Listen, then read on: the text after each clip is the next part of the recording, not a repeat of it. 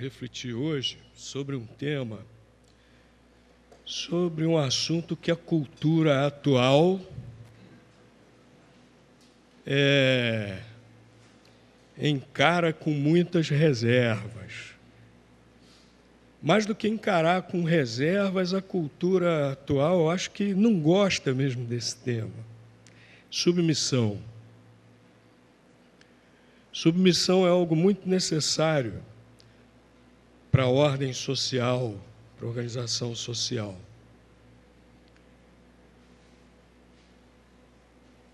Submissão também é algo muito necessário para o trabalho do reino de Deus e para o crescimento da igreja. E hoje parece que ninguém mais quer saber dessa história de submissão de jeito nenhum. O movimento da contracultura foi enfatizando a rebeldia. A rebeldia passou a ser algo cult. A rebeldia passou a ser uma prova assim, de um indivíduo que realmente tem atitude, que afirma a sua individualidade, né? Então, desde os anos 50, final dos anos 50, com aquele movimento beatnik, depois com o movimento hippie, depois com o movimento do politicamente correto, e por aí vai, né? E a cultura foi sendo transformada. E quando se fala em submissão, as pessoas hoje encaram quase como se fosse algo negativo, como se fosse defeito, Mas a Bíblia fala em submissão em várias circunstâncias. Mas eu quero começar pela submissão mais importante. A submissão mais importante de todas. Geralmente a gente deixa o que é mais importante para o final, né? Mas eu quero começar pelo que é mais importante. O tipo de submissão que é mais importante, que é a submissão ao Senhor Jesus Cristo. Ninguém pode ser discípulo de Cristo se não estiver disposto a ser submisso a Cristo. Todo discípulo de Cristo tem que estar disposto a ser submisso a Cristo. Hoje estamos ouvindo um evangelho que não fala disso, de submissão a Cristo. Hoje estamos ouvindo um evangelho que só fala de bênçãos. E muita gente diz assim, cobra de Deus, cobra de Jesus, isso, aquilo, outro, que é direito seu. Mas poucas pessoas falam dessa responsabilidade, desse requisito básico para ser discípulo, para ser seguidor de Cristo, que é a submissão. Um dos versículos que nós lemos ainda há pouco foi João, capítulo 8, versículo 31. Vamos relê-lo. Evangelho de João, capítulo 8, versículo 31.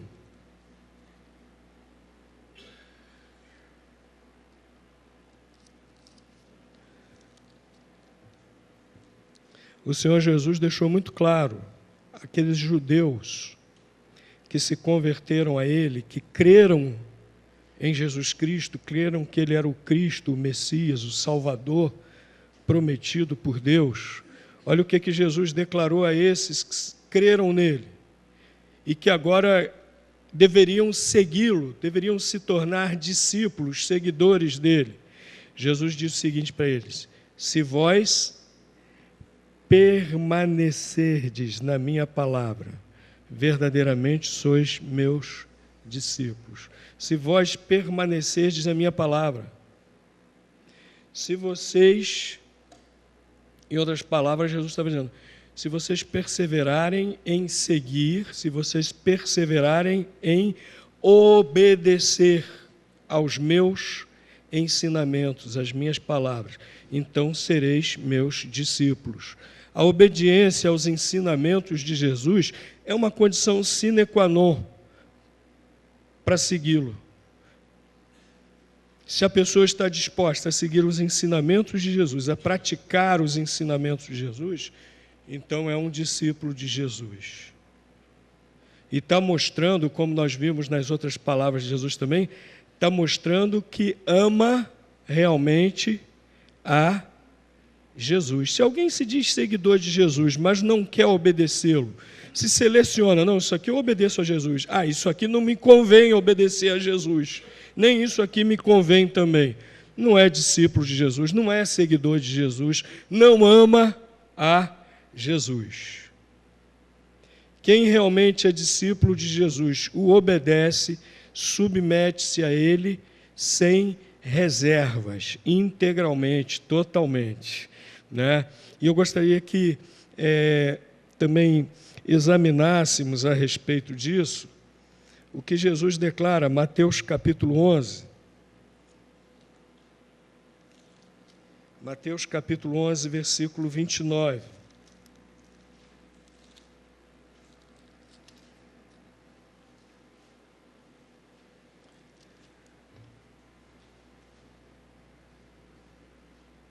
Acharam? Vamos ler.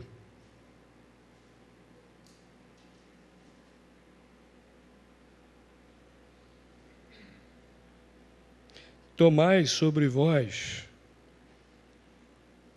o meu jugo e aprendei de mim, que sou manso e humilde de coração, e achareis descanso para as vossas almas. Jesus está ensinando aqui que quem quer segui-lo tem que aceitar o jugo dele. Jugo aqui é literalmente a canga do boi. Quem já viu um boi encangado? Já viu, né? Pelo menos assim, gravura, alguma coisa assim. Vídeo no YouTube. Hoje em dia, quase tudo que a gente quer ver, vai lá no YouTube, digita, tem um vídeo, né? Se você não viu ainda, digita lá no YouTube, canga do boi. Aí vai aparecer algum videozinho, tem tudo lá, né? Com boi encangado, né? Geralmente o carro de boi, quando tem que puxar uma carga maior, colocam 2 ou mais bois. E uma canga é um aparelho quase sempre de madeira que prende os bois pelo pescoço. Um boi fica ali atrelado ao outro boi.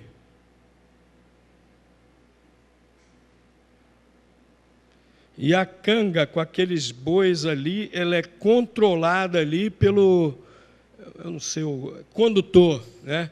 Pelo condutor do carro de boi. Por meio da canga, aqueles bois estão atrelados um ao outro, estão puxando ali aquela carroça, e por meio da canga também, por meio do jugo, da canga é o jugo deles. Eles estão sendo controlados pelo condutor. Quando Jesus diz, tomai sobre vós o meu jugo, Jesus está dizendo isso.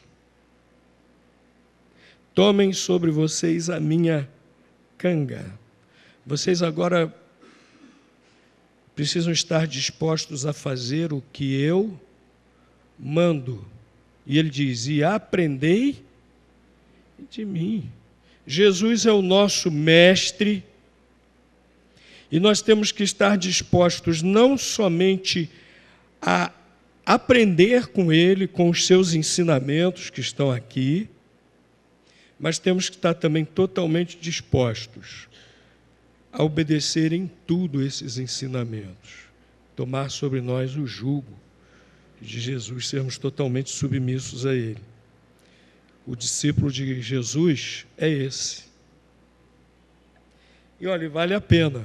Nós já vimos nos outros versículos do Evangelho de João, né, que nós mostramos que realmente amamos Jesus obedecendo.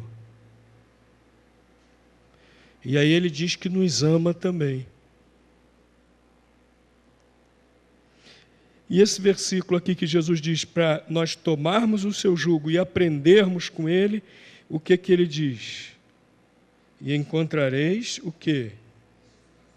Descanso para vossas almas. Vale a pena. Vale a pena submeter-se totalmente a Jesus. Vale a pena aprender com ele. Vale a pena praticar os seus ensinamentos. vale a pena ser submisso ao Mestre Jesus em tudo, aprender com Ele, obedecer a Ele em tudo, porque é só assim que nós realmente encontramos o descanso para nossas almas. Há quantas pessoas que vivem sem paz, que vivem sem alegria, que vivem sem segurança, que nunca estão satisfeitos. Em Jesus há verdadeiro descanso para nossas almas. E isso só acontece quando nós nos rendemos totalmente a Ele. Senhor Jesus, eu me rendo. Eu quero. Pode colocar em mim o seu jugo. Eu quero aprender contigo. Eu quero obedecer tudinho que o Senhor ensina. Sou seu discípulo agora. Aí que nós encontramos realmente descanso para nossas almas. Mas, meus irmãos, outra coisa muito importante, outro tipo de submissão muito importante, eu destaquei. A primeira submissão, a mais importante de todas, é a Jesus. Mas existem outras submissões muito importantes também. Nós precisamos nos submeter uns aos outros nos nossos relacionamentos. Há uma ênfase atualmente que nós precisamos viver para nós mesmos e que nós só devemos fazer aquelas coisas que nos tornam felizes. O outro, deixa para lá. O outro que também cuide de si mesmo. Mas não é isso que a Bíblia ensina, não. A Bíblia ensina que nós precisamos também ser submissos uns aos outros. Que a submissão, ela precisa estar presente nos nossos relacionamentos pessoais também. Nós precisamos nos submeter uns aos outros. Efésios capítulo 5, carta de Paulo aos Efésios, capítulo 5, versículo 21.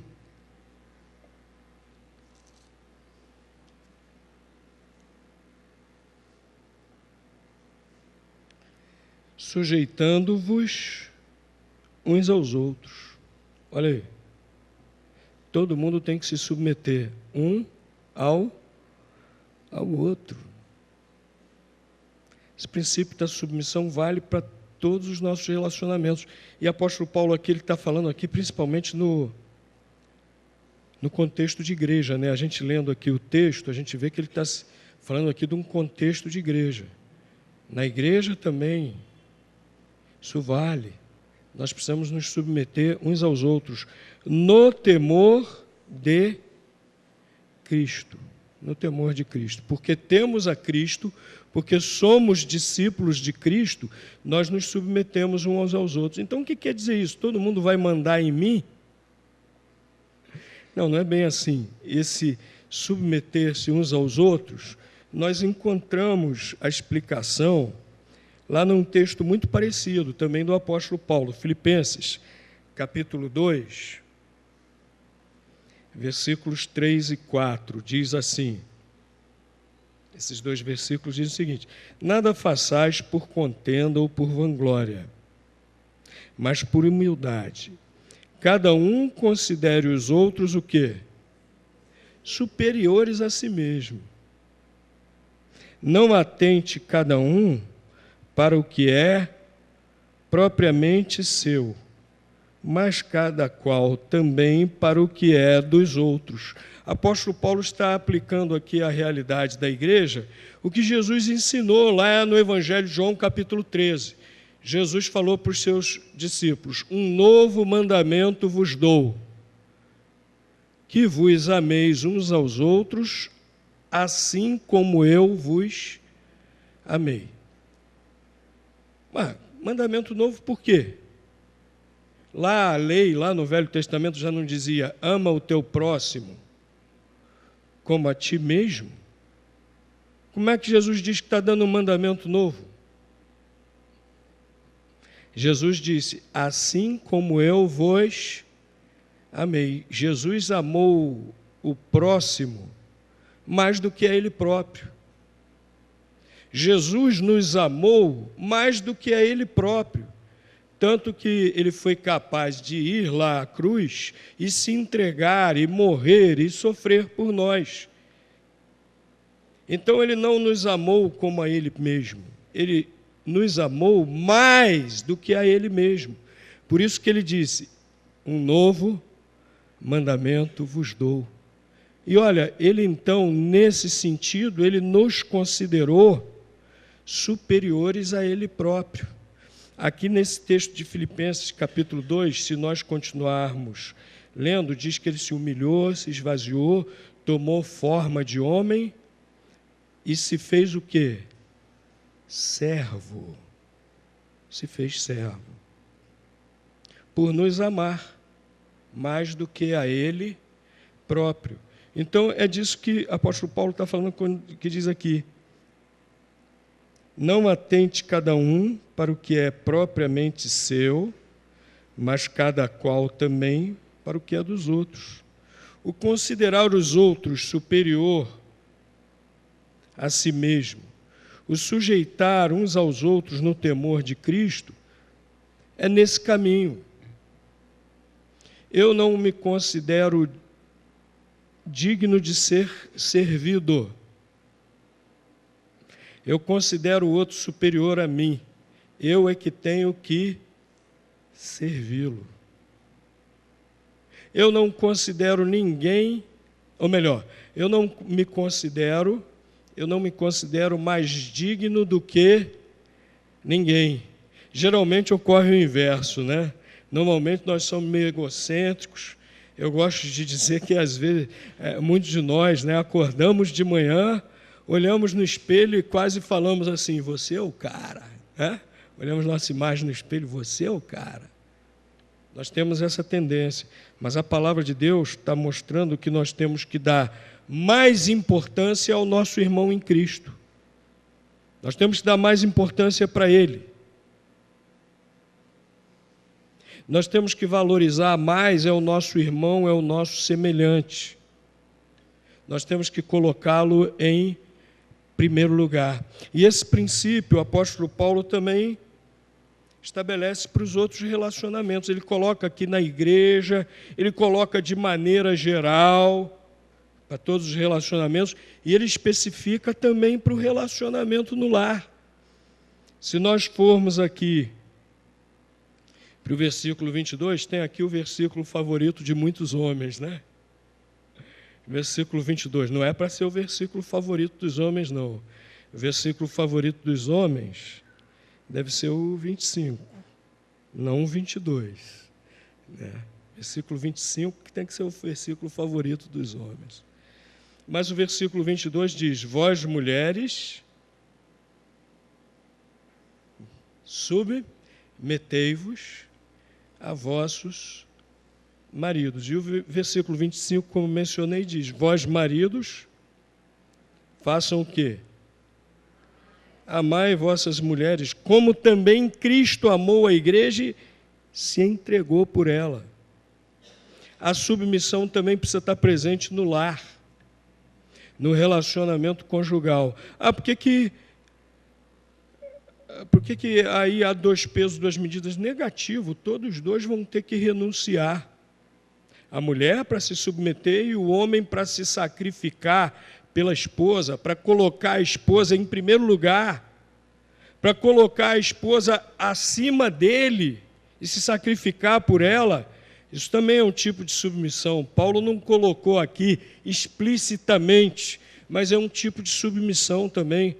Quando o marido abre mão de algo, porque ele quer o bem-estar da sua esposa em primeiro lugar, ele está submisso ao bem-estar da sua esposa. Isso é um tipo de submissão também.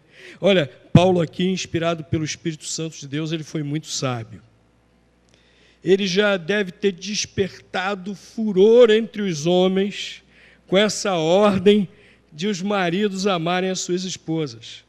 A cultura daquela época, a civilização daquela época, marido não precisava amar a esposa. Não precisava, não. A esposa era uma propriedade do marido. Se ele tivesse endividado, ele podia vender até a esposa, os filhos, para pagar a dívida. A esposa era somente procriadora, a esposa era somente a governanta da casa. Só isso, mais nada. Civilização daquela época. Quando Paulo escreveu isso aqui, que os maridos tinham que amar as esposas, eu fico imaginando, eu gosto de imaginar, né? A carta chega lá à igreja de Éfeso, eles vão ler a carta. Eu gosto de ficar imaginando, quando chega nessa hora aqui, o burburinho dos homens, mais esposas e tal. Hoje a gente lê isso aqui, a gente lê com normalidade. Mas embora a gente leia com normalidade, mas muitas vezes nós maridos não estamos praticando isso aqui. Que diz que é para se sacrificar pela esposa, como Cristo se sacrificou por nós, até as últimas consequências. E quantas vezes, ao invés de colocarmos o bem-estar da esposa em primeiro lugar, nós estamos colocando algum outro interesse pessoal. Então, o relacionamento conjugal também exige submissão, a submissão da esposa ao marido. E os maridos não podem tomar isso como trazer a esposa debaixo do chicote. Porque se ela ama, se ele ama a sua esposa como Cristo, sua igreja, é lógico que ele não vai fazer isso. E é lógico que ele vai ouvir sua esposa. É lógico. Liderar não é a mesma coisa que oprimir. Tem esposas que vivem oprimidas pelos maridos. Não é? Submeter-se ao marido também não é viver num regime de opressão que é imposto pelo marido. Não, de maneira alguma. E olha, a esposa que tem um marido que a ama dessa maneira, a esposa que tem um marido que está sempre pensando nela em primeiro lugar, vai se submeter ao seu marido com muita alegria. Então, relacionamento conjugal também precisa submissão. Na família, filhos também, olha aí, ó, versículo 6. Vós, filhos, sede o quê? Obedientes, submissos a vossos pais. Quem aqui ainda mora com os pais? Levanta a mão. Quem aqui ainda mora com os pais? Ó, tem um bocado de gente aqui, né? Isso aí. Tem que ser submisso a pai e mãe. Ah, pastor, mas eu já tenho 38 anos. Está morando com teu pai e tua mãe? Tô. Tem que ser submisso. A palavra que está aqui no grego, traduzido como filhos, é filho de qualquer idade.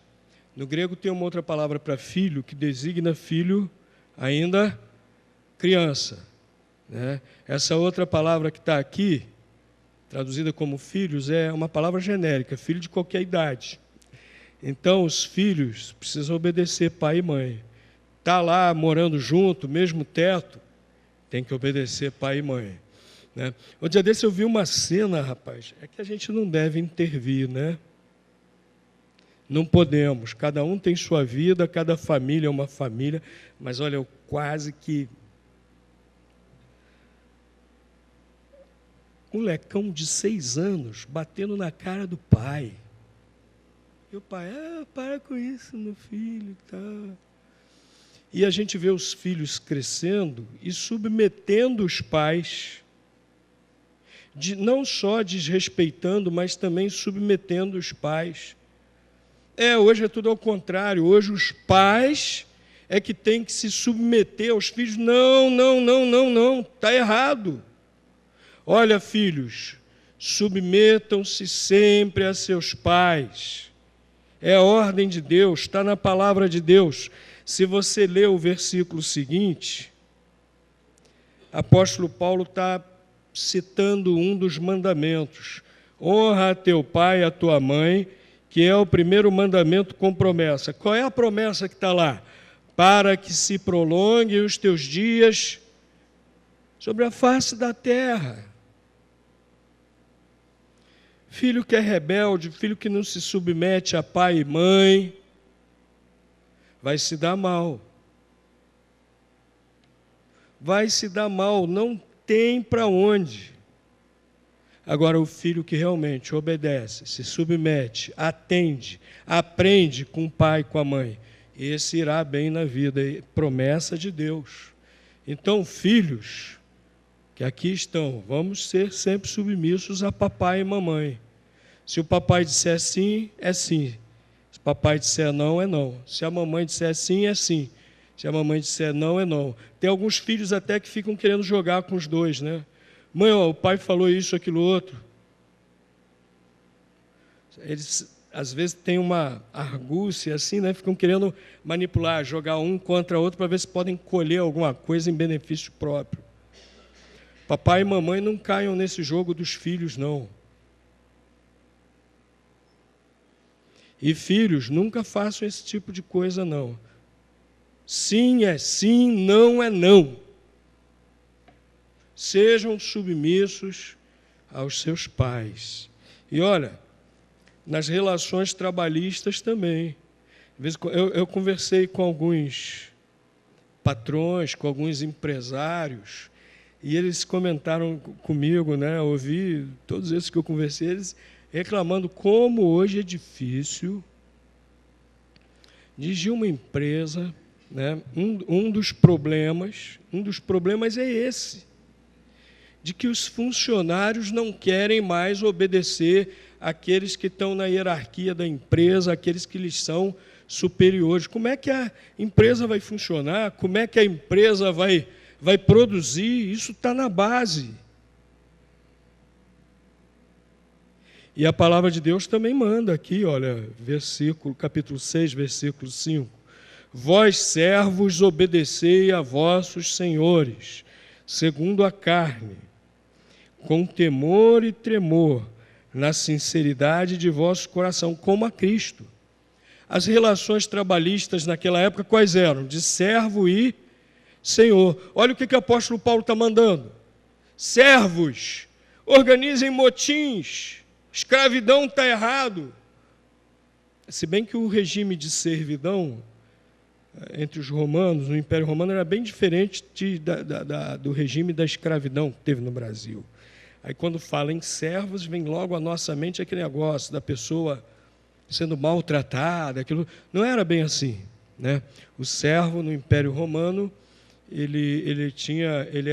vivia relativamente bem, era bem tratado, mas não tinha a sua total liberdade, né? Alguns recebiam até remuneração, mas eram servos. E Paulo não escreve dizendo para eles, façam um motim pelo império todo, acabem com esse negócio de servidão, de escravidão. Não. Paulo diz para os servos fazerem o quê? Obedecerem a seus senhores. Em outras palavras, que os funcionários daquela época fossem obedientes a seus superiores. Esse princípio vale também para hoje. Nós podemos reivindicar aquelas coisas que a lei nos faculta, né? As leis trabalhistas. Podemos reivindicar, sim, são direitos nossos.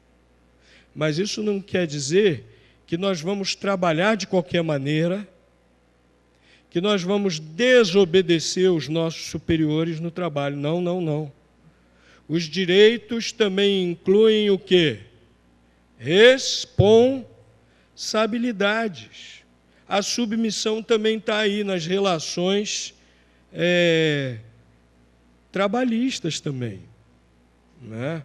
Também tem outro aspecto que a submissão, a Bíblia também fala, né, dessa submissão nos relacionamentos, né, que nós estamos abordando. Também há um outro aspecto. Primeira carta de Pedro, capítulo 5, versículo 5. 1 Pedro, capítulo 5, versículo 5.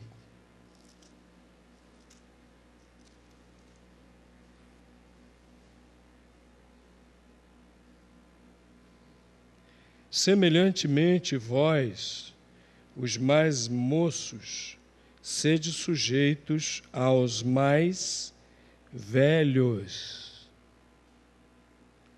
e cingi-vos todos de humildade uns para com os outros, porque Deus resiste aos soberbos, mas dá graça aos humildes. Olha, esse princípio também da submissão entre gerações. As gerações mais velhas se submetendo... Perdão, estou invertendo tudo, né? As gerações mais novas se submetendo às gerações mais antigas. Nas forças militares isso é levado assim bem ao pé da letra, né? Tanto que quem está entrando é chamado de moderno. Quem já está há mais tempo é chamado de mais antigo, né?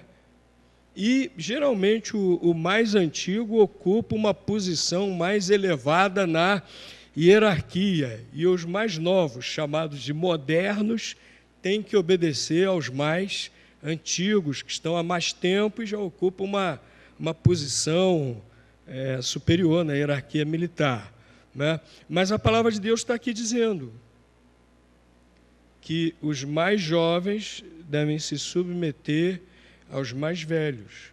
E isso exige humildade. É lógico que todo aspecto de submissão, nós não podemos ser soberbos, senão não vamos nos submeter. Inclusive neste aspecto também. As culturas antigas valorizavam a sabedoria e a experiência dos mais velhos, dos idosos. Inclusive nós vemos isso no Velho Testamento, né? Os que julgavam eram anciãos. Um dos títulos atribuídos ao pastor é ancião, presbítero. Por quê? Porque naquelas culturas antigas se valorizava essa experiência, essa sabedoria dos anciãos. A nossa cultura hoje é o contrário. Os mais velhos, os mais novos vão logo dizendo: é um ultrapassado, sabe de nada, está superado, né? Eu ouvi há alguns anos atrás até uma expressão: é um dinossauro. É um dinossauro. Uma vez lá no acampamento em Mar do Norte, nós fizemos a premiação o dinossauro de Mar do Norte, quem frequentava há mais tempo lá o acampamento da igreja. E o premiado não gostou muito da premiação, não, né? O dinossauro do acampamento de Mar do Norte. É um dinossauro, é um ultrapassado. Quando eu era jovem, tinha uma expressão: é um quadrado. E esse coroa é um quadrado. A gente falava assim com umas entonações naquela época, assim, ô bicho, não sei o quê. E esse coroa é um quadrado. Ultrapassado. E a nossa cultura hoje continua tratando assim os mais velhos. Os mais jovens muitas vezes têm má vontade de se submeter aos mais velhos. O livro de Provérbios fala: as cãs são sinal de sabedoria. O que é cã? Cabelos brancos. Eu não sou sábio ainda, meu cabelo está demorando a ficar branco, já era para estar branco. Então, mas o que o livro de Provérbios quer dizer com isso? Que, via de regra, é lógico que há as exceções, né? Lógico que há as exceções. Mas lá, no livro de Provérbios, o primeiro princípio que estabelece para ser sábio é o temor do Senhor. Mas o livro de Provérbios diz também que a pessoa vai vivendo, vai aprendendo, vai acumulando essa sabedoria que é tão importante, a ponto de dizer que a sabedoria, né, está com aquele que tem cãs, que tem cabelos branquinhos, né? Então, a palavra de Deus também fala isso: submissão aos mais velhos, a boa vontade para aprender com eles, para ouvi-los. Às vezes eu sento com uma pessoa assim idosa e fico ouvindo, aprendo muita coisa mesmo. E quem não quer aceitar isso, quem não quer perceber isso, quem não quer aceitar isso, né, quem não quer parar para aprender com os mais velhos, está perdendo muito, né? Inclusive, a maioria não é uma regra, mas nós vemos muitos pesquisadores que foram coroar a sua carreira com grandes descobertas quando já estavam com o cabelinho ficando branco. Porque muito da pesquisa é cumulativa. Há pesquisas que são pesquisas de vida inteira. E a sabedoria também é assim, a sabedoria de vida ela é cumulativa. A sabedoria de Deus também a gente vai tendo experiências com Deus, a gente também vai estudando a palavra de Deus, né? E vale isso para a palavra de Deus também. Não é regra geral, mas via de regra, quanto mais idade temos, mais tempo já tivemos para ler a Bíblia. Agora, se o camarada não aproveitou, se o crente não aproveitou esse tempo para ler a Bíblia, aí é outra conversa, né? Aí é outra conversa. Mas quanto mais velhos ficamos, teoricamente, mais tempo tivemos para ler a palavra de Deus, para refletir na palavra de Deus, para aprender essa sabedoria de Deus, para ter experiências com Deus. Por isso que o apóstolo Pedro aqui está dizendo, olha, vós jovens, moços, né, submetam-se aos velhos. Aprendam com eles. Ele conhecia essa tendência que todo jovem tem, mesmo naquela época em que se valorizava o velho, né? Mesmo naquela época, o jovem já tinha essa tendência. E o apóstolo Pedro, então, explicou, ordenou isso. Submetam-se. Tenham essa disposição de aprender com os mais velhos, de ouvi-los, de valorizar os seus ensinamentos, né? Por último, meus irmãos, eu quero apresentar também aqui outro tipo de submissão que a Bíblia apresenta, né? Que é a submissão ao pastor. Poucos pastores se sentem confortáveis falando disso.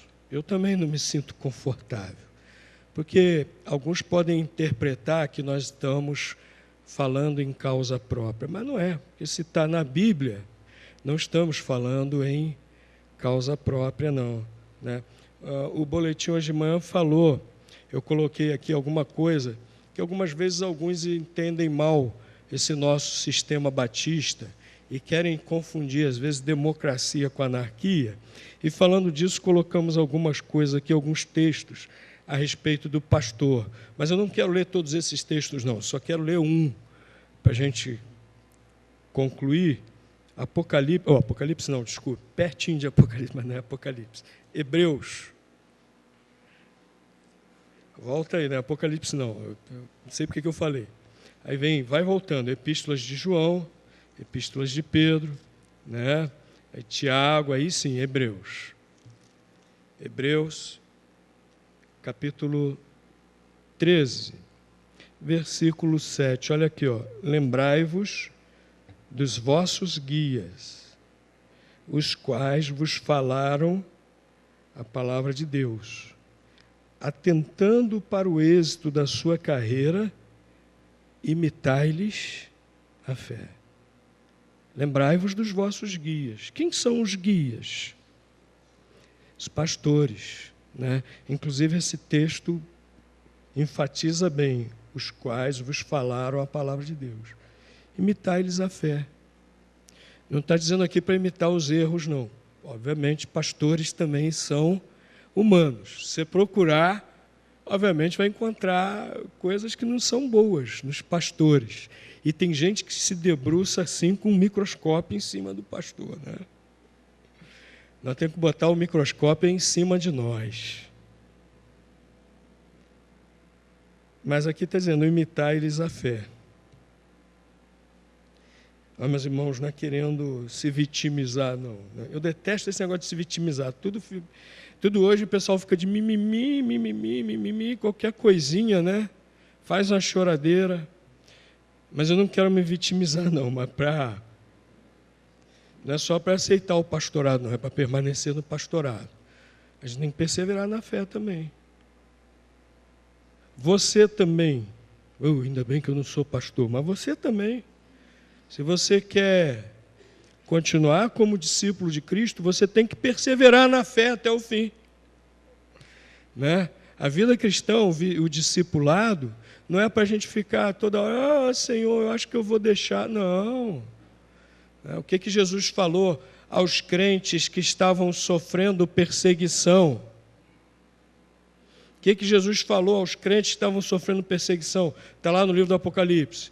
Coitadinho de vocês, estou com muita peninha de vocês. Foi isso que Jesus falou? Não, ser fiel até a morte, dar-te a coroa da vida. Então a gente não tem nada que... Às vezes, realmente, a gente passa por situações, por sofrimentos, que nós choramos diante de Deus. Não é verdade? A gente chora diante de Deus e se queixa a Deus.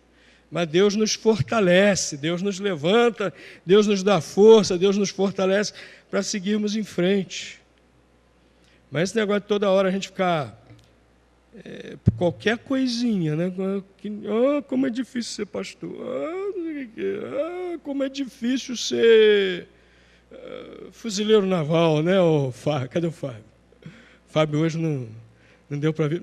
Mas tem outro pessoal aí da Marinha, como é difícil ser militar, como é difícil ser da Marinha. A gente sabe que sabe, mas também, a gente sabe que mas também não precisa exagerar, né? Como é difícil ser esposa. A gente sabe que tem muito marido aí meio troglodita, né? Mas também tem coisas bem piores na vida. Mas não é nesse sentido de se vitimizar, não. Mas Paulo está dizendo, imitai-lhes a fé. Porque o pastorado tem muita coisa que, se não exercitar a fé, não consegue prosseguir. E Paulo está dizendo, imitai-lhes a fé. Paulo não está dizendo, bota um microscópio em cima deles para descobrir o defeito. Imitai-lhes a fé. E vejam agora o versículo 17, o que ele diz mais? Além de imitar a fé, o que ele diz no versículo 17? Obedecei, aí está a submissão de novo. Às vezes eu fico olhando o comportamento de determinados crentes, determinados pastores, determinadas igrejas, né, e fico pensando, puxa vida, o que querem que o pastor faça nessa igreja? Não querem que ele lidere. Qualquer coisinha que o pastor fala, não pode, não querem que ele lidere. Não querem que ele pregue, porque às vezes determinadas pregações o pessoal já sai de cara feia. Meu sogro dizia que às vezes basta uma frase em uma pregação para o pastor perder o seu pastorado. E é verdade. Aí não querem que o pastor lidere, não querem que o pastor pregue, porque isso que ele falou eu não gostei e tal. Eu conheço uma igreja que estava entregando os temas prontos para o pastor sobre o que ele devia pregar. Mole? Não era mais o Espírito Santo que dizia aquele pastor que ele devia pregar, não. Era a diretoria da igreja. Né? Às vezes eu fico pensando, para quê? Só para dizer que tem. Então Deus, quando diz que Ele deu dons e profetas, apóstolos, pastores, mestres, então esse texto aí da Bíblia tem que dar um jeito de achar outro significado, fazer uma ginástica exegética com esse texto.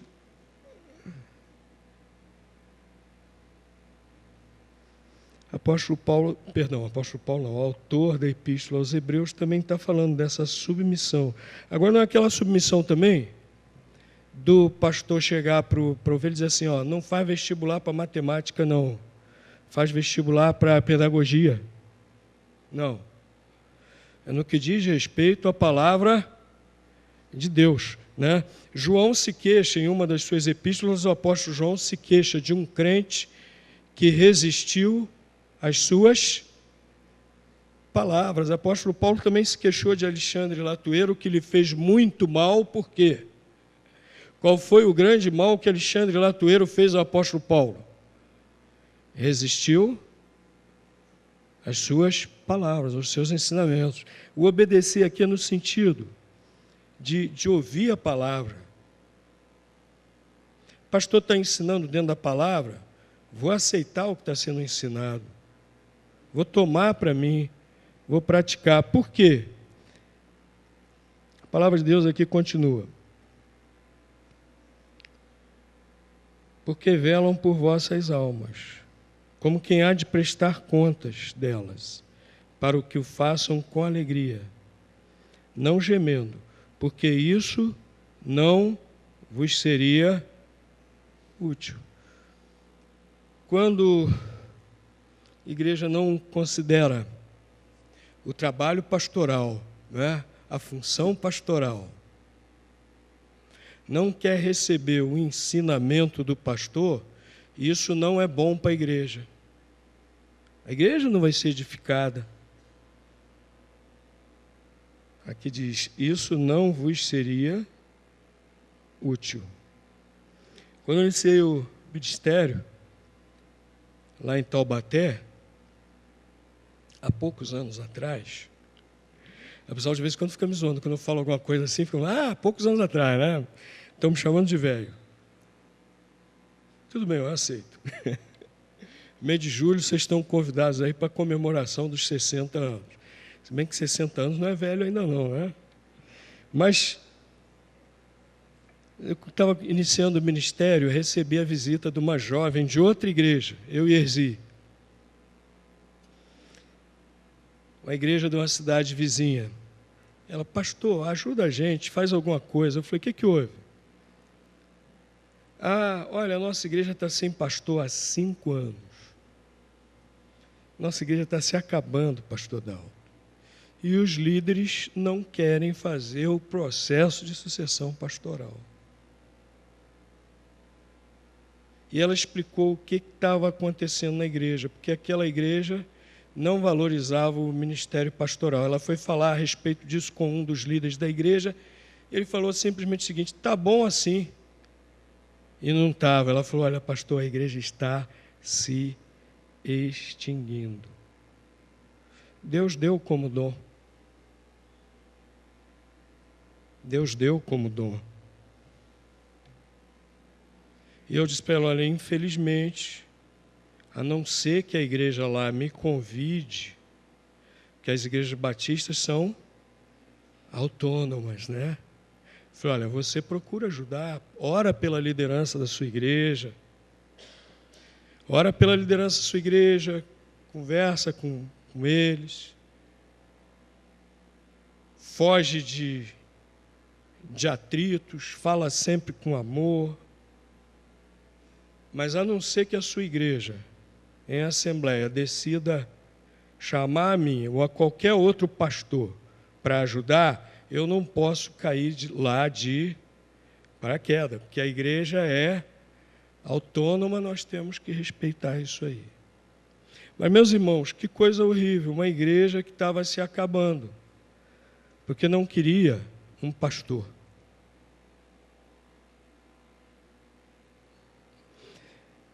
Como é que nós estamos agindo, meus irmãos? Estamos sendo submissos ao Senhor Jesus? Estamos sendo submissos nos nossos relacionamentos pessoais?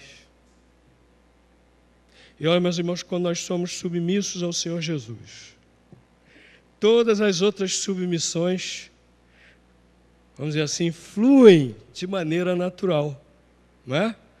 Quando nós estamos sendo realmente submissos ao Senhor Jesus. Quem foi o primeiro rebelde? Quem sabe?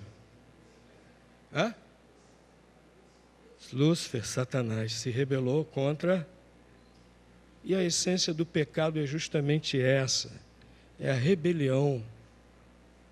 Eu faço a minha vontade, não estou nem aí com mais ninguém, estou nem aí com Deus, eu faço o que eu quero, pronto, acabou. A essência do pecado. E quando nós nos arrependemos de nossos pecados, nós estamos mudando de disposição, nós estamos como que dizendo para Deus, Deus, Eu agora quero fazer a sua vontade. Eu não sou mais um rebelde. Eu me submeto a ti. Então, meus irmãos, para o nosso bem, dos nossos relacionamentos, da nossa comunhão com Deus, da nossa comunhão uns com os outros, das nossas relações, para o bem das nossas relações pessoais, para o bem da nossa igreja, da obra de Deus, submetamo-nos ao Senhor Jesus, né? Nós lemos lá, João capítulo 8, versículo 31. Vou relembrar que precisamos permanecer na sua palavra. Amém. Vamos entoar um hino que fala da submissão. Submissão